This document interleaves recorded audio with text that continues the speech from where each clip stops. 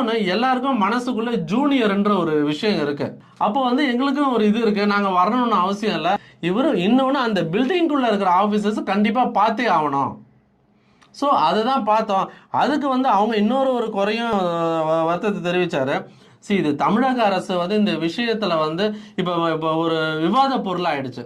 இவரை டிஜிபியா கொண்டு வந்திருக்கலாம், அவரை டிஜிபியா கொண்டு வந்திருக்கலாம். உண்மையிலேயே பார்க்க போனா ராஜீவ் குமார் தான் இதுல சீனியர். 3 வருஷம் 4 மாசம் இருக்காங்க. நம்பர் 1 அவர் தான்.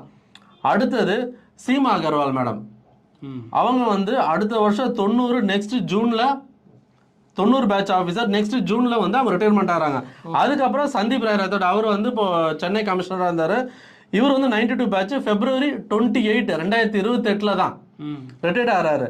இப்போ இதெல்லாம் ஒரு பக்கம் இருக்க, அதுல வந்து கரெக்டா ஒரு பெங்களூர் எக்ஸாம்பிள் காட்டுறாங்க. கர்நாடகால இதே மாதிரி தான் ஒரு பொறுப்பு டிஜிபியா நியமிச்சிருக்காங்க.